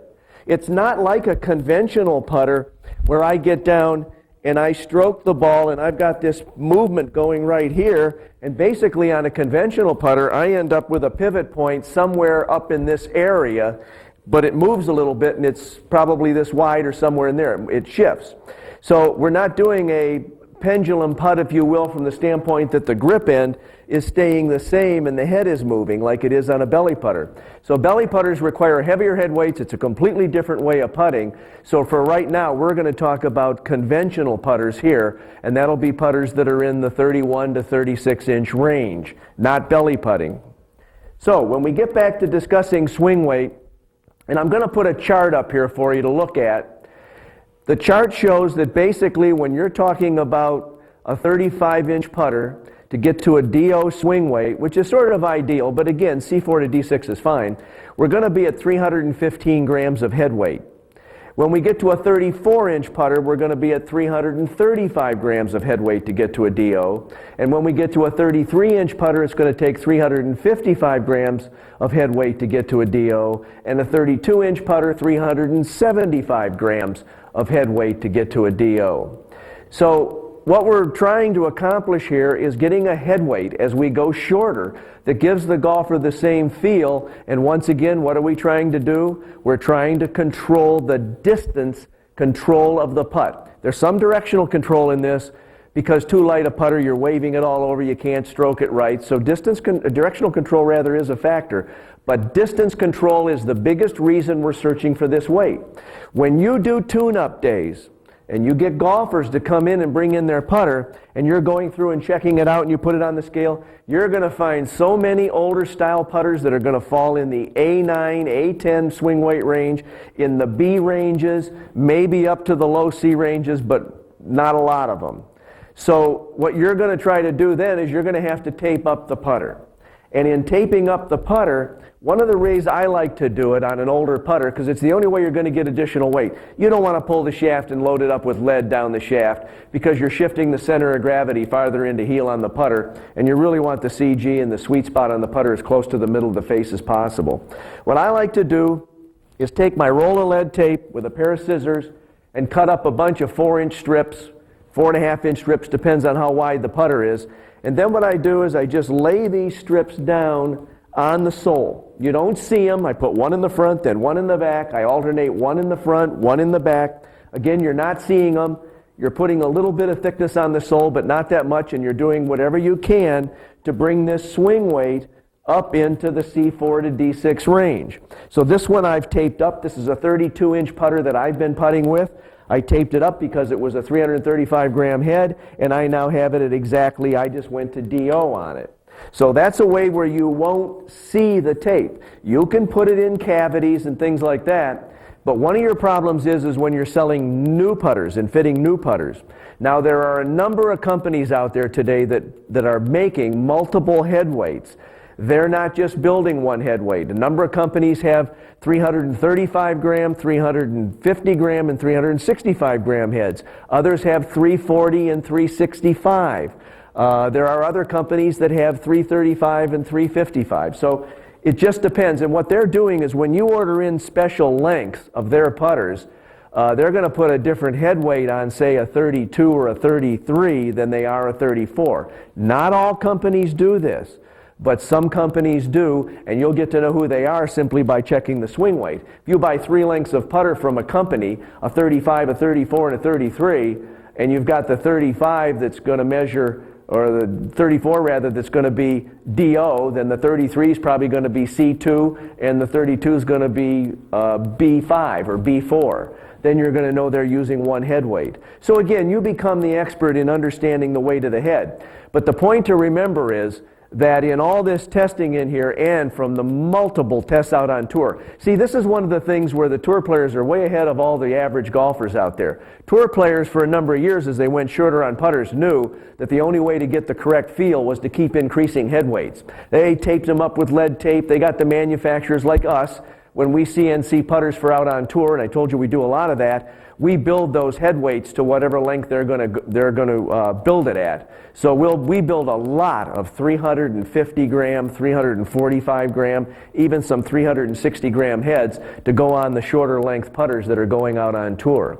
So the tour players know this. The average golfer, even the better player, doesn't know this, that people are going up in head weights on these putters, and that's the only way to, again, get distance control, and also it's a factor in directional control. So don't overlook in whether a person's coming in on a day to get a tune-up or whether you're fitting new putters, to make sure that you get the putter head weight range into the C4 to D6 category. We've had a number of college golf teams come through here. I've had a lot of different players come through here, and it's amazing, and particularly if you were talking about, say, a women's golf team, they would cut their putters down in length without buying the proper head weight, then the swing weights go way, way, way, way down, and what they don't realize is they're sacrificing consistent distance control by having way too light a putter. You need a certain head weight on that putter to get adequate distance control, and also it aids you in directional control, and also it aids you in a more fluid and smooth stroke. So lastly here on weight, and I'm going to throw this in, what I'd like to talk about on swing weight is this very special putter. And this is something that you can build. And what it is, it's a little strange, but it's for the person that has a real problem with yipping, or they're jumpy and they just can't get their mind set on those short putts and they knock them all over, and they're down to their last resort, if you will. Well, here's what I recommend, and you can build this up. And all I've done is take a long putter head. This is a 500 gram head. We're on a 34-inch putter right here. Could be a 33-inch putter if you'd like. Make a couple of them up. But it's a 500 gram head, steel shaft, and I put a big, large, oversized grip on it. But underneath the grip, before I gripped it, I drove a wood dowel down in the end and poured in 3 ounces, and it can be up to 4 ounces, of lead or stuffed lead rod or whatever you want to do to get weight in the grip end. So I've got a tremendous amount of weight in the grip end, a 500 gram head built on a 34 or 33 inch length, and this weight is so heavy that when a person gets back and strokes it, it makes them very smooth because, number one, they're conscious of this tremendous weight of this putter, both in total weight, swing weight, and head weight, and while they're stroking it, it's just a nice smooth action, and basically it will eliminate yipping. The problem that you'll get into with this, and if the person has the problem of yipping, he may not care, as you go out to long putts, it's very difficult with a putter that's this heavy to get consistent distance from longer putts. But as far as from 10 feet in or 12 feet or 15 feet in, you can stand here all day and make putt after putt after putt because it takes a relatively very short, simple, smooth stroke, and the weight of the putter helps the ball just go straight on direction. Again, I wouldn't recommend this for a normal putter. This is for a person that has the yips problem, and you're going to try to get them out of that. So in finishing this little section up on swing weight, remember, swing weight's not what we're after, but we're using swing weight. We want the proper head weight on that putter. The swing weight scale will do that for us, and when we have the proper head weight on the putter, that golfer gets really good distance control. So now we've done the length, the lie, the loft, and we've got through the swing weight. We've taken all these variables and we've really got it down now to where the person that's putting that we just fit has taken all kinds of bad things out, and he should be putting a lot better, and you should be able to explain to him where he sits there with all this confidence knowing why these 4 variables are so important. It comes down basically to distance control and directional control.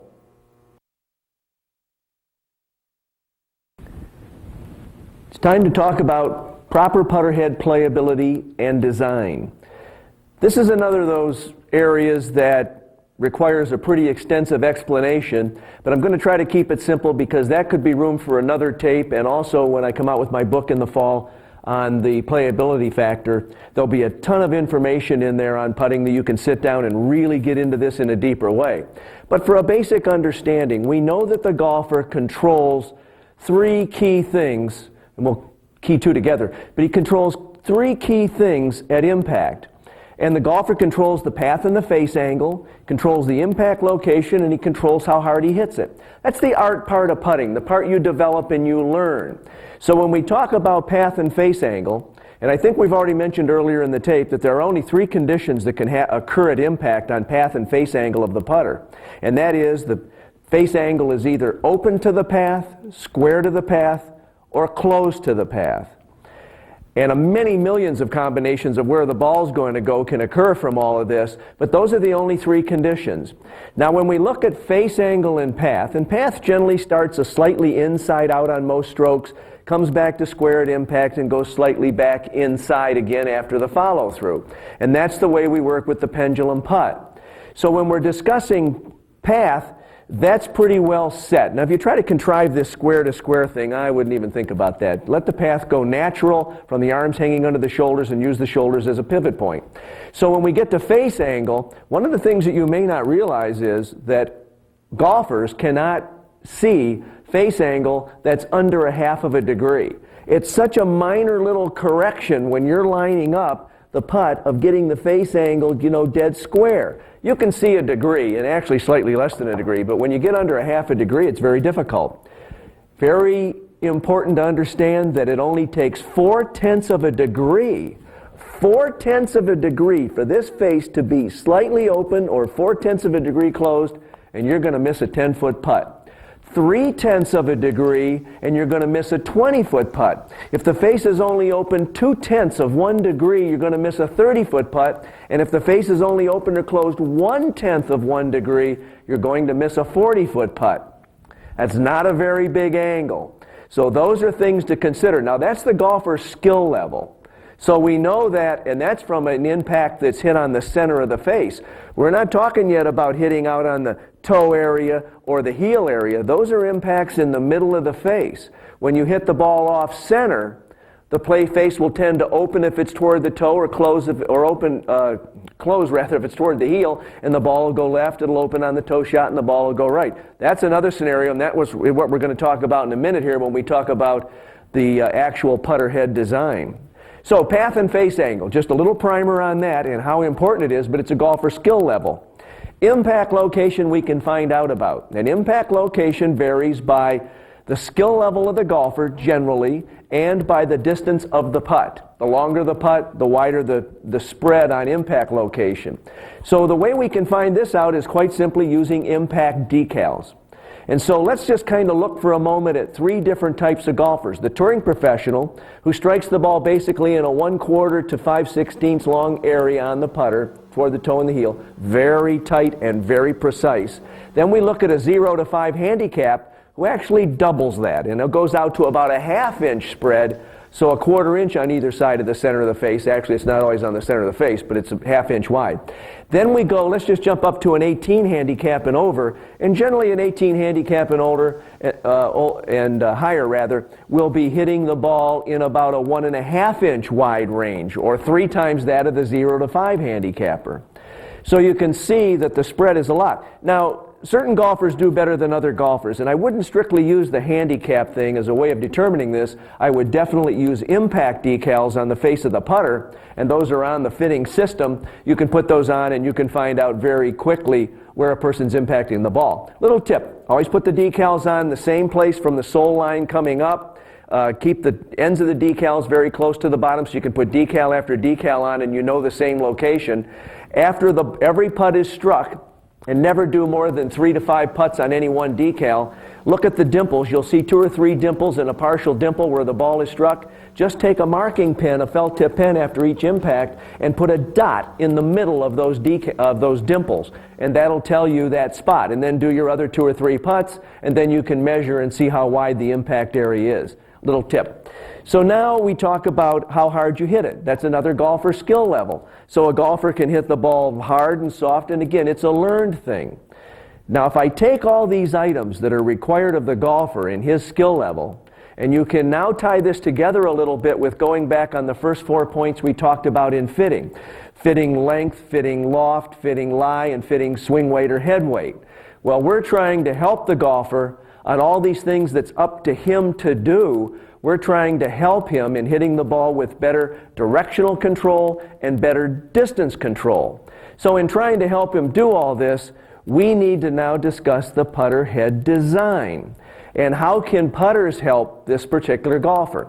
Well, there are 2 areas, and not to get real technical here, but one is moment of inertia. And you saw on the putting demo that I did back and narrated that I had this strange looking putter with 2 big toe and heel weights coming out of it that was a high moment of inertia. And I had that same putter where I could take those out and put a center bar in there to make the putter a much lower moment of inertia. And you saw the reaction of the ball on toe and heel hits. It was a tremendous difference. So now let's talk real world, because that was a made up thing to do what it did, to demonstrate that. If I take a center shafted blade, which is generally the lowest moment of inertia putters that are still made today or have been made in the past. And there have been a lot of them, the old HBAs that even had a little flange on it. You had a lot of things, even end shafted if you go into the Bristols and the Arnold Palmer 8802s. And here's a typical center shafted non-flanged club. These are the lower moment of inertia putters. Require a higher skill level. You definitely want to putt the ball closer to the middle of the face. So if I take this putter, and I want to know the range, and this is about a 15 on the moment of inertia scale. I'll show you how that's done in a moment so you can actually see demonstrations. But if I take this on an actual moment of inertia and we put it on the robot and we impact balls, we find that we have to impact the ball within 1/8 of an inch on either side of the center of gravity. So that's basically where a touring pro's skill level would be at. So this isn't a real good putter for the average golfer, unless you're good enough to hit the ball very consistent, even on long putts, toward the middle of the face. So that's a center shafted blade. And then when you look at, there's a lot of other putters, the myriads of putters. There are putters which tend to have higher moments of inertia that will have toe and heel weights put in them. And this is a mallet that tends to have toe and heel weights in it, has a much higher moment of inertia, it's almost double over the center shafted blade. Then there's a company, and Frankly Golf, Frank Thomas puts this putter out. He went back to a center shafted blade, but he had a little different treatment to it, if you will. He put heel and toe tungsten weights in it, so he's got a much higher moment of inertia, and it's almost double over a standard center shafted club. You take putters like this, and this is like a blade with a big back on it, or it's a semi-mallet, or whatever you want to call it. It's made in steel, so it generally has to be shallower. But there's a nice heel and toe weighted putter right there. You can get into conventional designs. Here's one from Yes Golf. It looks similar to a number of other putters that are on the market, and that's a very good heel and toe weighted putter, higher moment of inertia. Here's a belly putter from the Tommy Armour Company, heel and toe weighted, a 375 gram head, much higher moment of inertia. So we've all seen these, and what we want to do is when a person has problem with moving the ball farther on the face, and when the impact decals show that, then we really want to sell them or convince them that they really need to get away from the lower moment of inertia putters and get into higher moment of inertia putters. Generally speaking, and this is the 3 classifications of putters I like to just go into very broad categories with. You got the center shafted blades, which were low moment of inertia, much better players.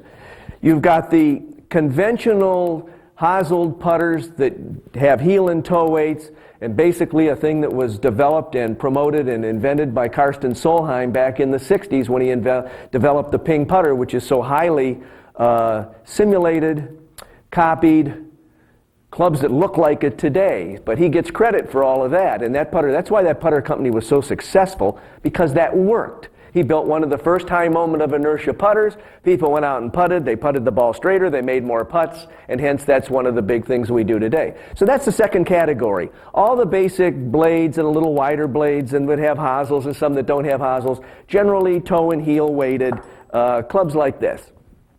Then the third category is dissimilar metals. And when you go to dissimilar metals, meaning you can put tungsten heel and toe weights in, brass heel and toe weights, you can get much greater weight distribution. Now you're into the third category.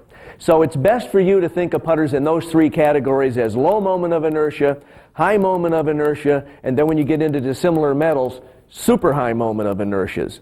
And those putters, the higher you go in moment of inertia, the easier it is to hit. Now this requires a little bit of a discussion too. Moment of inertia and one other factor, which is very large, are the two factors in putter head design that create a much more solid hit, or let's say a wider sweet spot on off-center hits. Remember, if you strike the ball in the center of the face every single time on a putter, then it's going to be solid. I don't care if you have the low moment of inertia, high moment of inertia, the biggest tungsten toe and heel weights in the world. It's when you get off of the center of the putter when we need all this additional help. So when we get off-center hits, and let's say we're striking a ball 1 inch out on the toe, when we strike it 1 inch out on the toe on this center shafted blade putter, it's going to open quite a bit. The ball's going to go very short in distance. It has no energy behind it, and it's going to go far off to the right. We saw that in the demonstration.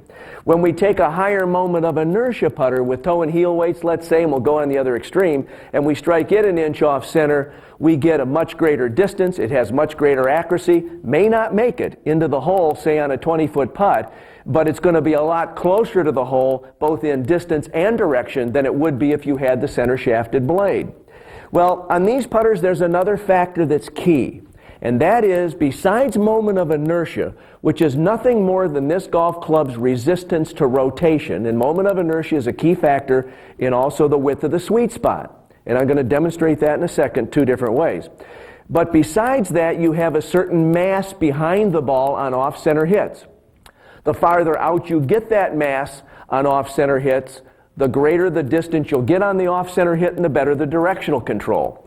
So that's a formula, and we're not going to get into the formula, but basically you have an acceleration of the putter coming into impact. That acceleration is going to end up at a certain velocity. You have a certain mass of the club head behind it, so therefore you're going to impart a certain energy or force to the ball. And these are all just standard physics things. So when off-center with the center of gravity and an off-center hit, and all the mass is out behind that, the force or the energy applied to the ball is much greater simply because the mass is out there. But also the other factor is moment of inertia, which is also a key factor because that's, with heel and toe weight distribution, gives you resistance to the club on off-center impacts. So now let's do a little demonstration to help you out and maybe understand moment of inertia a little better. We're going to actually do a moment of inertias on the machine I have over here. Very expensive, very sophisticated moment of inertia machine. But let me show you 2 demos here in 2 different ways. One way for you to show people what moment of inertia is, and I'll show you both methods. I made these up. And these are 2 little devices, and they look kind of strange. They don't even look like a putter. This device here has 2 circles, and they're on a shaft, and they're very close together. This device right here are 2 circles on a shaft, and they're very wide apart. The 2 of these together are exactly the same total weight. Exactly. Every component on them is the exact same weight. But there's a huge difference in moment of inertia, and also the sweet spot, and also the mass that would be behind the ball if these were putters. So if I take this one right here, and I hold this up and I rotate it, that's just like there's nothing there. I can rotate it with no effort whatsoever. I pick this one up right here, and I go to rotate it, and now I have a lot more effort in trying to rotate it. Well, when I put these on my moment of inertia machine over here, the very sophisticated machine, this one measures just a little bit more than 15 ounce inches squared. 15 ounce inches squared is its resistance to twisting. This one right here measures 95 ounce inches squared on its resistance. So this, if this was a putter, this would have 6 times the moment of inertia that this putter would have. It would have approximately 4 times a wider sweet spot than would this putter. This putter would require a touring pro to always strike the ball within 1/4 of an inch to get the ball to go straight and to get the same force behind it for distance control. This putter right here would allow you to hit it in probably 1.5 inch to a 2-inch area, and you would get almost identical, much better distance control, and you'd get almost the same directional control as you would if you hit it on the center.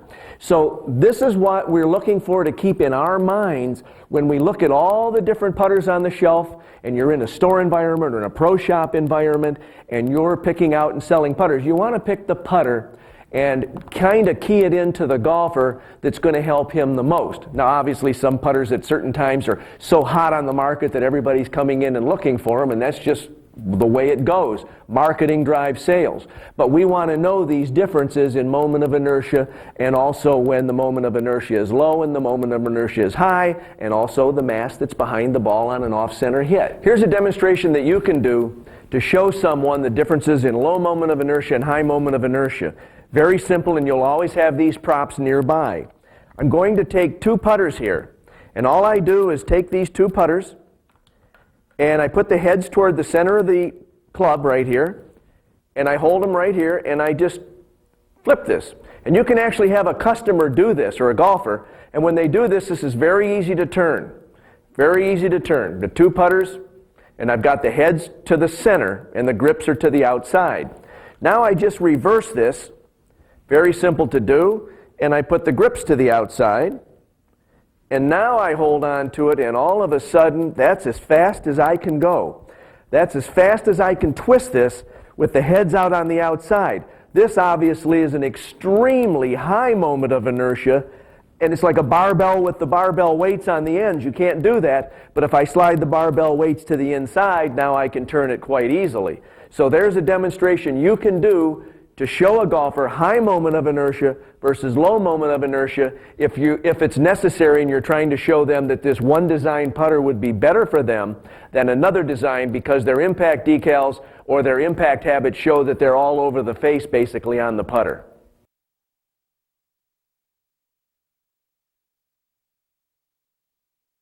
So far you've learned many of the aspects of using the dynamic putter fitting system. We've told you at the end we were going to fit an individual, well, we're going to fit me. I'm going to fit me. Is that clever? You already know a lot of my specifications and how we got there. We've gone through and we've determined proper length. We did that demonstration. We've talked about putter head design, playability, and we've talked about swing weight. The swing weight's just an easy thing to do. We're going to put the putters on swing weight scale to check them to make sure they're between the C4 and D6 that we discussed earlier. The one thing we haven't pulled together yet on this putter fitting system is to take the lie board and the loft board and the mirror and show you how those 3 work in conjunction on fitting the lie angle and on also fitting the loft angle. And the loft angle, we know we're searching for 4 degrees. So it's a matter of getting into it like this, and this is what's really neat about the system. These nest in here, and you can set the lie board down here, loft board here. You can set the mirror down on the ground like we have here and put a ball in there. The individual can get in there. We've already fit length, so we've got them comfortable that way. We need to determine lie. So if we stand out front of this, we walk around to the front of the golfer, we look in, and we can look at the shaft in relation to the lie board. Now the lie board is, the lines are at 70 degrees. Now if the person's all set up, and the putter doesn't have the toe up and the heel's not up and the putter's sitting perfect, you don't have to worry about lie through this given length. You just got that already set. Loft, we're going to know what the loft on the putter is because we've pre-measured it, and we know what loft the company set in, generally pre-measured it. And if the loft on the putter is 4 and the playing loft is 4, then we know that at impact, we need to have this putter at impact lined up with the vertical lines. We don't need it forward and we don't need it back. It'll line up with the vertical lines. We can walk in front of this and look in to make sure that that shaft is lining up with the vertical lines at impact as the golfer strokes it. We're going to actually have him hit a couple putts off of this arrangement right here, so we can walk in the front, walk over here, look at the lie board, look at the loft board, look at the mirror board, see the shoulders, where they're at on the lineup lines, make sure the eyes are over the ball to slightly inside the ball, but not out this way over the ball. And then just look at everything. Now, on the lie, another word on that. If you step out front and the shaft is at an angle lower than the lines, then you know the lie has to be flatter, that he's holding it flatter. And if the lie's up above the lines, then the golfer's holding it more upright. Well, still, what determines what you're going to fit it is whether the toe's up in the air or the heel's up in the air. And when you look at this board, you know it's 70 once again. So if the golfer's holding it up at 72, saying you can stand, you'll get used to doing that as you do a few putters. You see that the shaft is upright to the lines on here, so he's about at 72 degrees, and the toe is down. What it tells you is if you put it in this gauge and simply bend it to 72 degrees and give it back to him, it's going to sit just right. So this is really telling you the measurement in a way without actually having to measure the shaft. If you feel in doubt at first, just put a magnetic protractor on this shaft and that'll give you the exact lie reading. It's very simple. It takes a few minutes for anybody I've taught on this system to use this lie board as to what angle is correct. So put the golfer in here, get them all set up, and let them stroke a couple putts. Eyes are over the ball. You're looking at the lie angle from there. You're looking at the loft angle from the front. You want to make sure they don't do a forward press and then strike it, because then you're going to have to increase the loft from 4 to get 4 at impact. We're looking for 4 degrees of loft at impact. So I set up, I take it back, I put the ball off of it, and now I've had the person that's fitting me look from both sides when I put the balls, looking at the lie angle, looking at the loft angle, and looking at my setup in the mirror. It's very simple. You've seen, again, all the things that are on the machine, and all you have to do is practice a little bit and go through steps 1, 2, 3, 4, and 5, and you'll end up to be a great putter fitter.